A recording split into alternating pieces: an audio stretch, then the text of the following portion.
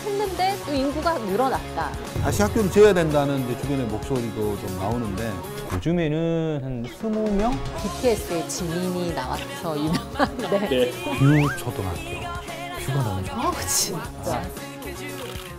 안녕하십니까. 기자들이 만드는 속풀이 방송 부산 기자회견 시작하도록 하겠습니다. 자, 이번 시간 마이크 김한식 기자 나오셨고요. 안녕하십니까? 오늘 목소리가 우렁찬 것 같아요. 아, 그래요? 힘이 팍팍 넘칩니다. 네, 그리고 인터뷰 달인 차순영 기자도 나왔습니다. 안녕하십니까? 네, 안녕하세요. 예, 오늘 이렇게 우리 3명이 진행을 하게 될 텐데요. 네. 지금 학생들이 다들 또 학교에 가서 또 친구들 만나면서 사실 코로나 때문에 얼마나 집에서 많이 힘들어했습니까? 아이들이 확진자가 되고요. 그렇죠, 정말 확진자가 아이들까지도 되고요. 모든 학생들이 학교에 가고 싶다. 정말로 네, 정말 네. 진심에서 나오더라고요. 근데 모든 학생은 아닌 것 같아요. 그래요? 네. 가고 싶었다가 이제 집의 생활이 너무 즐거운 거예요. 이제 적응을 한 거죠, 아이들이. 그래서 귀찮은 거예요. 이제 학교 가는데 집에 있고 싶은데 그래도 학교는 가야죠. 얘들아 학교 가야 돼. 뭐 애들의 학교 생활도 있지만 사실 우리도 어렸을 때 참 학교 가는 게 싫으면서도 또 가면은 또 애들하고 노는 것들 그런 것들 때문에 학생 친구들하고 놀고요. 예. 저희는 좀 학교가 좀 멀었어요. 얼마나 한 3km? 3km 3km. 통학 거리가 초등학교가. 시골에서. 비가 오거나 추울 때는 굉장히 네. 좀 힘들었는데 날이 좋을 때 너무 학교 가는 길이 너무 좋았어요. 풍경도 좋고 그래서 우리 산딸기도 가다 중간에 네. 따먹고. 자, 학교 얘기로 시작을 하는 이유가 네. 사실 우리 세대들이 어릴 때는 한 반에 초등학교 같은 경우는 뭐 40명, 많으면 50명 이런 네. 식으로 맞아요. 많이 올라갔었는데 그렇죠. 요즘에는 한 20명? 맞아요. 뭐 이 정도 수준인 것 같더라고요. 평균적으로 20명 전후. 그리고 신도시 같은 경우는 많은 곳도 있긴 하죠. 한 30명에서 40명 사이. 그죠. 그래도 뭐 저희 때 생각을 하면 저희라고 좀 묶어서 얘기하고 싶진 아, 않아요. 묶으셔도 됩니다. 다들. 묶으셔도 돼요. 아니야, 묶고 싶지 않아요. 비슷해요. 저는 연배 30대잖아요. 비슷해요. 네. 아니야. 연배 비슷합니다. 네. 저희 때만 하더라도 50명. 뭐 이 정도가 평균이었잖아요. 그렇죠. 근데 요즘에는 워낙 아이들이 이제 줄어들다 보니까. 지금 특히나 이제 원도심 같은 경우에는 더 좀 그렇죠. 위기가 아닐까 싶은데 네. 그래서 우리 마이크 김한식 기자께서 이 아이템 준비를 하셨죠. 네네. 좌성초등학교가 예. 폐교가 거론되고 있고요. 실질적으로 그런 작업들이 행정 절차들이 진행 중입니다. 네. 주민들에게 이제 학부모들 대상으로 설명도 좀 했고요. 그쪽에 있는 학생들이 이제 폐교가 되면 주변 학교로 가는데 통학로상 이런 것들 좀 걱정이죠.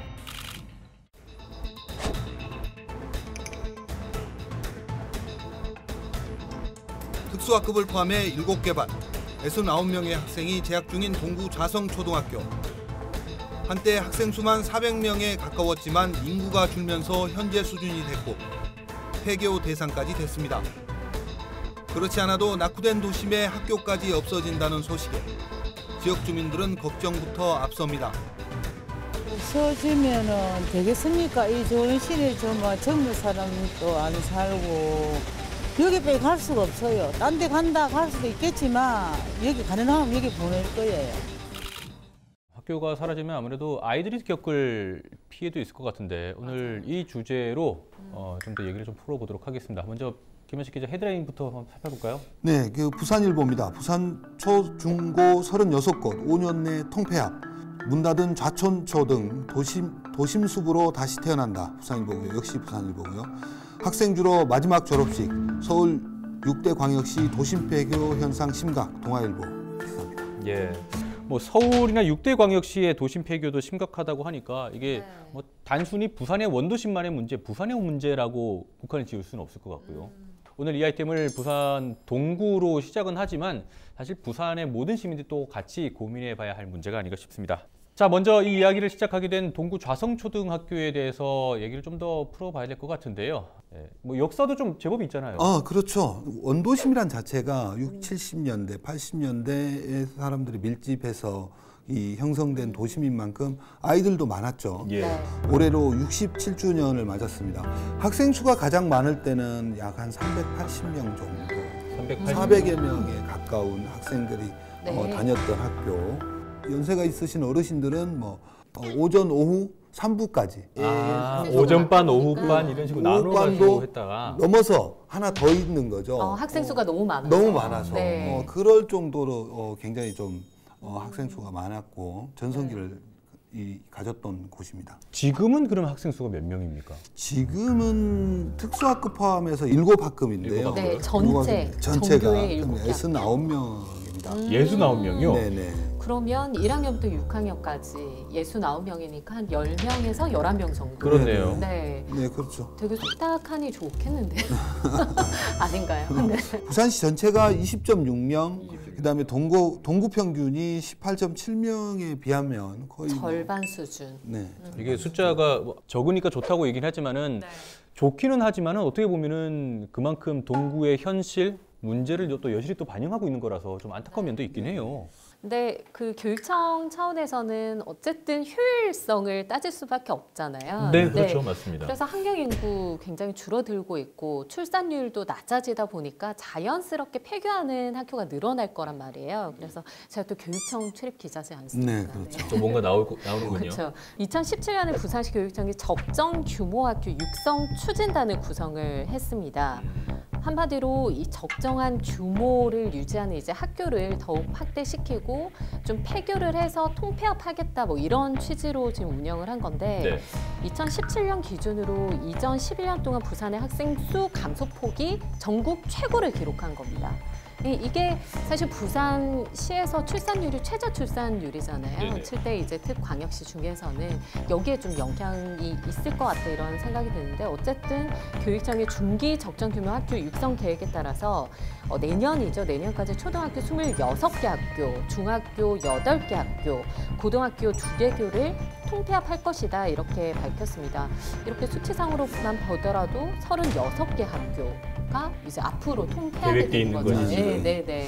그때 교육청이 적정 규모 학교의 기준으로 제시한 수치가 초등학교 240명, 중학교 300명 이하인데요. 이제 당시 기준을 충족하지 못한 91개의 학교를 대상으로 학생들을 분산 배치 가능 여부를 고려한 뒤에 통폐합을 한다고 이렇게 밝혔었죠. 어쨌든 좌성초등학교도 지금 이 기준에 미달하기 때문에 통폐합이 대상이 된 거고 보통 이런 거 하기 전에 주민 설명회를 먼저 그쵸. 해서 네, 의향을 네. 물어보고 또 여론을 한번 보지 않습니까? 네, 교육청에서도 진행을 했죠. 네네. 지금 학부형들을 대상으로 설명회를 좀 했고요. 마지막으로 이제 학부형들이 폐교가 결정되기 위해서는 이제 투표를 해야 되는데 네.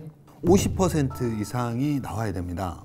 절반 이상의 동의를 구해야 된다. 동의가 찬성을 네. 해야지만이 폐교가 이제 결정이 되는 거죠. 그리고 동구는 이제 교육청은 내년 3월 1일부로 폐교를 한다는 계획입니다. 이제 그 전에 이 사이에 어떤 투표가 진행이 되겠죠. 네, 주민들 입장에서는 뭐 분교 형태로라도 좀 네.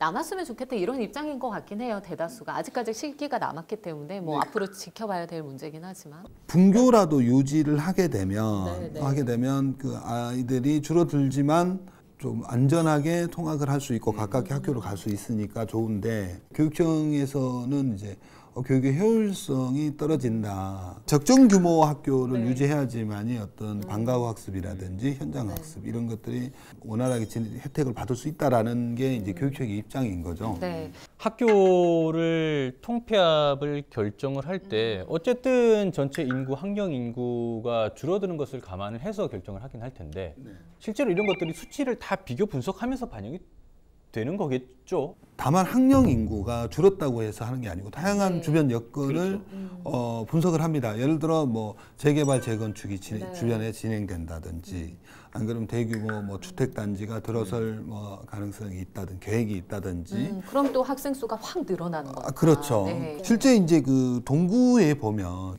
그 현재 지금 인구수가 많이 늘고 그렇죠. 있습니다. 최근에 좀 추가되죠. 네네. 2017년에 8만 8천 명, 2018년에 8만 6천 명, 2019년에 그 2012년 전 수준인 그 8만 8천 명으로 올라와 인구가 유입이 됐습니다. 더 앞으로도 늘어날 것 그렇죠. 같은데 맞아요. 이 교육청에서 이런 결정을 했다는 게 조금 의문입니다. 저는. 동구도 어쨌든 북한 재개발을 통해서 신도시 형태의 어떤 거대한 그런 도시가 하나 들어선다 할 정도로 지금 재개발이 활발하게 이루어지고 있잖아요. 그래서 폐교가 되게 된다면 폐교를 했는데 또 인구가 늘어났다.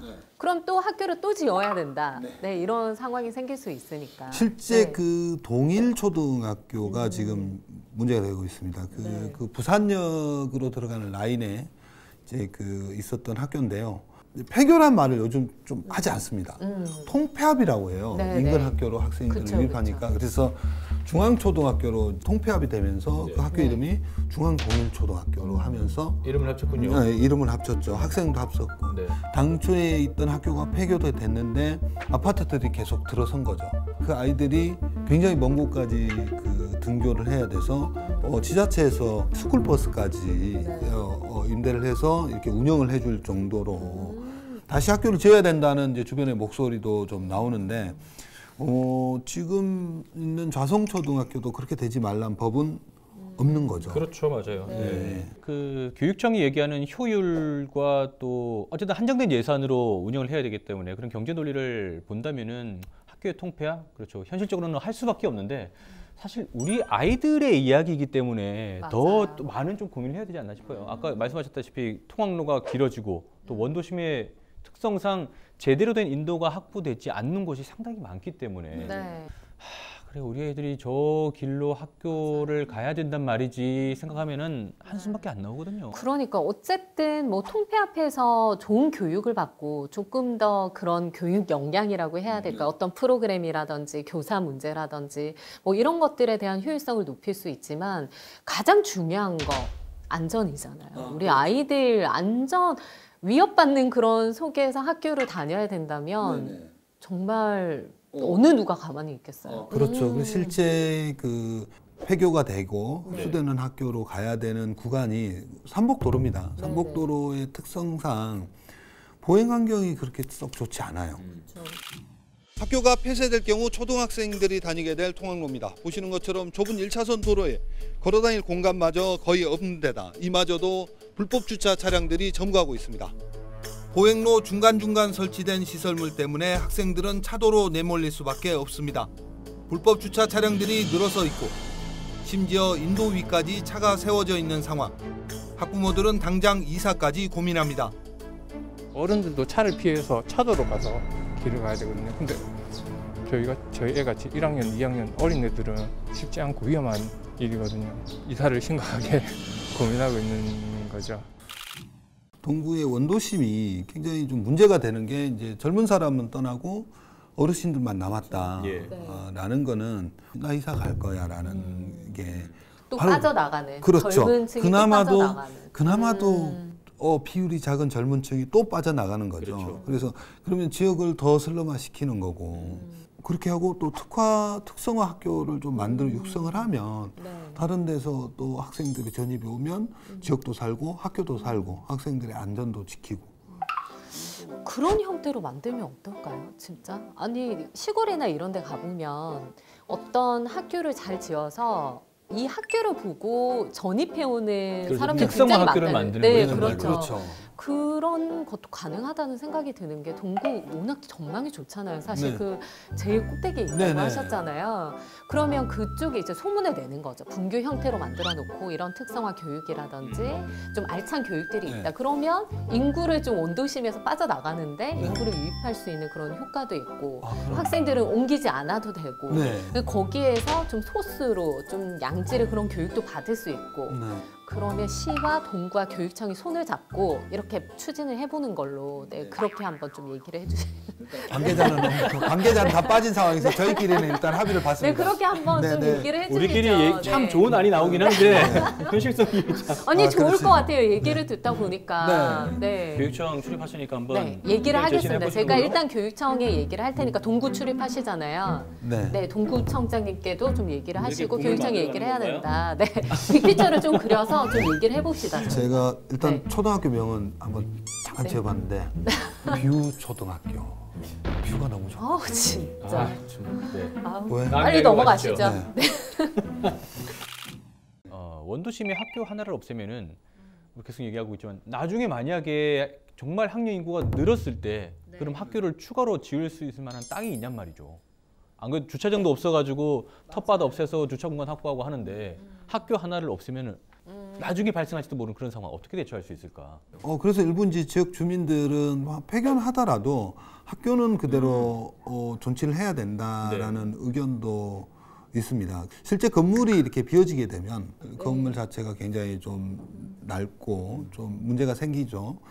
향후에 쓸 때는 어차피 새로 또 뜯어내고 뭐 리모델링을 하든 뭐 새로 지어되든 이런 형태가 이제 좀 될 수밖에 없고요. 그래서 아직 만약에 폐교가 된다 하더라도 이 이후의 활용 여부는 뭐 전혀 결정난 게 없어요. 그렇죠. 예, 당연히 뭐 지역 주민들을 위해서 뭐 활용되는 그런 공간으로 뭐 쓰이겠죠. 네. 실제로 뭐 그런 활용 사례도 좀 많지 않습니까? 네, 폐교 부지 같은 경우에는 좀 적극적으로 지금 교육청에서 활용을 하고 있는 추세인 것 같아요. 일단 중앙중학교, 예전 중앙중학교 같은 경우는 이 놀이마루로 운영을 해서 굉장히 특화돼서 잘 운영이 되고 있더라고요. 그리고 회동초등학교, 금정구의 회동초등학교, BTS의 지민이 나와서 유명한데 네.